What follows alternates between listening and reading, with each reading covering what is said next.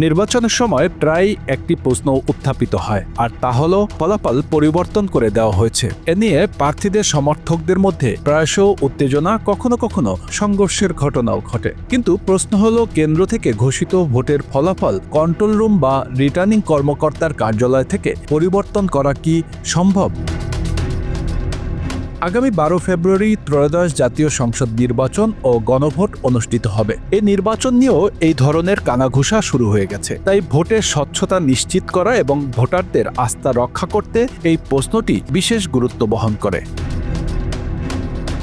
নির্বাচন কমিশন জানিয়েছে, কেন্দ্রে যতগুলো ব্যালট হয় সেই অনুযায়ী সহকারী রিটার্নিং কর্মকর্তার কার্যালয়ে ফলাফলের হিসাব পাঠানো হয়। কেন্দ্রে ঘোষিত ফলাফল স্ক্যান করে ইসির রেজাল্ট ম্যানেজমেন্ট সিস্টেম বা RMS সার্ভারে এন্ট্রি করা হয়।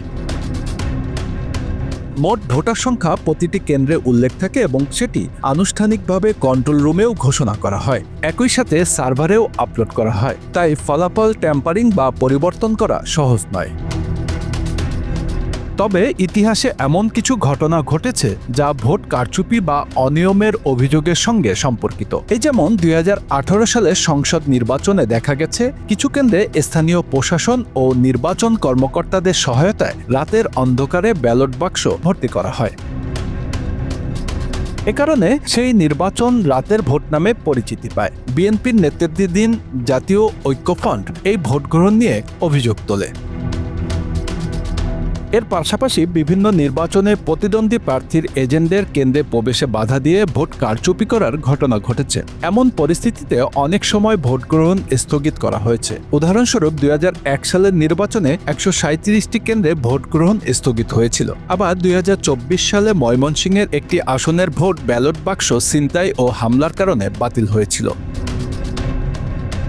নির্বাচন কমিশনের নিয়ম অনুযায়ী যদি স্থগিত বা বাতিল হওয়া কেন্দ্রে ভোটার সংখ্যা আসনের ফলাফলের নির্ধারণে প্রভাব ফেলে, তবে পরে সেই কেন্দ্রে পুনরায় ভোট গ্রহণ করা হয়। তবে যদি প্রভাব না থাকে তাহলে পুনরায় ভোটের প্রয়োজন হয় না।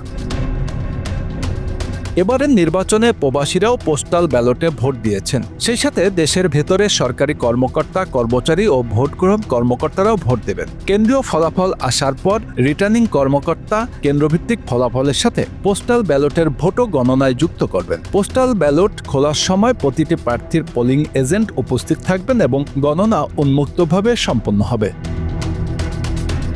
চূড়ান্ত ফলাফল রিটার্নিং কর্মকর্তা ফলাফল ঘোষণা কেন্দ্রে ঘোষণা করবেন, যেখানে প্রার্থীর এজেন্ট এবং প্রার্থীরাও উপস্থিত থাকতে পারবেন। ফলাফল নিয়ে যদি কোনো প্রার্থীর আপত্তি থাকে, তিনি নির্বাচন কমিশনের কাছে পুনর্গণনার আবেদন করতে পারেন। কমিশন অনুমতি দিলে কেবলমাত্র পুনর্গণনা হবে। এছাড়াও ভোট শেষ হওয়ার পর নির্বাচনী ট্রাইব্যুনালে মামলা করার সুযোগ রয়েছে।